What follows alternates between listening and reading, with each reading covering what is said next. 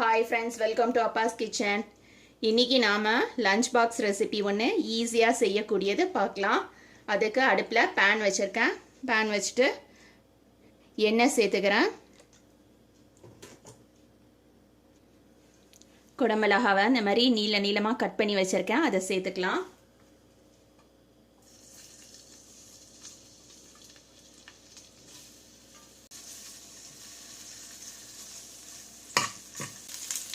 ஒரு டீஸ்பூன் அளவுக்கு நெய் சேர்த்துக்கிறேன்.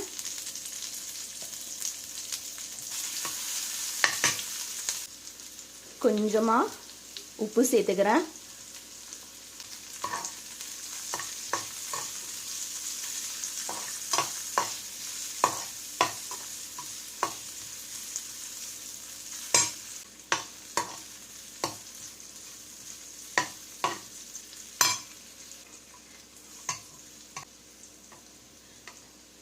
தந்தூரி மசாலா ஒரு டீஸ்பூன் அளவுக்கு சேர்த்துக்கிறேன்.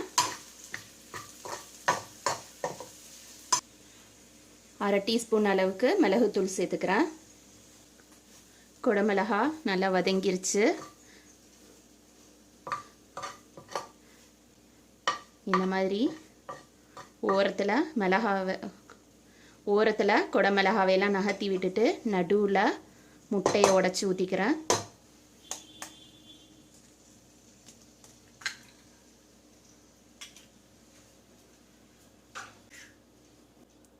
முட்டைக்கு தகுந்த அளவுக்கு மிளகுத்தூள் கொஞ்சமாக போட்டுக்கலாம்.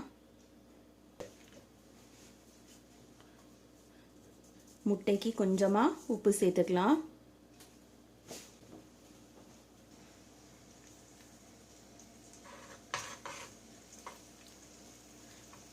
முட்டை பொரிய ஆரம்பிக்கும்போது நம்ம லைட்டாக அந்த மாதிரி கலந்து விட்டுக்கலாம்.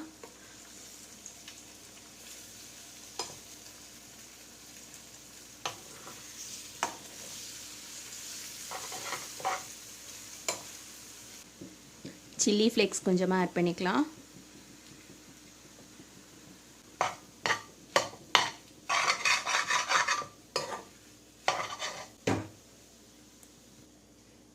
நான் ஏற்கனவே சாதத்தில் கேரட்டை போட்டு வேக வச்சுருக்கேன். இப்போ நம்ம ரெடி பண்ணி வச்சுருக்கிற இந்த குடமிளகா முட்டை மிக்சரை சாதத்து கூட சேர்த்துக்கலாம். தக்காளி பேஸ்ட் ஆட் பண்ணிக்கிறேன். ஒரு டேபிள் ஸ்பூன் அளவுக்கு. உங்ககிட்ட தக்காளி பேஸ்ட் இல்லை அப்படின்னாக்கா நம்ம குடமிளகா வதக்கும் போதே தக்காளியை அரைச்சி குடமிளகா இதில் நல்லா கலந்துருங்க. இப்போ நம்ம ரெடி பண்ணி வச்சுருக்க எல்லாத்தையுமே நல்லா மிக்ஸ் பண்ணணும். மிக்ஸ் பண்ணதுக்கப்புறம் ரைஸ் இந்த மாதிரி தான் இருக்கும். டேஸ்ட் என்ஹான்ஸ் பண்ணி கொடுக்குறதுக்காக நான் கொஞ்சமாக அரமட் பவுடர் எடுத்திருக்கேன்.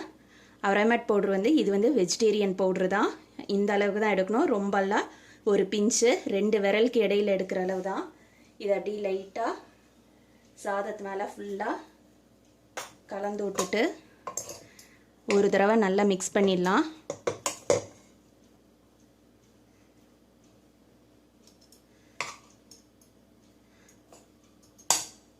நம்மளோட குடமிளகா எக் ரைஸ் ரெடி ஆயிடுச்சு. கண்டிப்பாக நீங்களும் உங்கள் வீட்டில் ட்ரை பண்ணி பாருங்கள். தேங்க்ஸ் ஃபார் வாட்சிங்.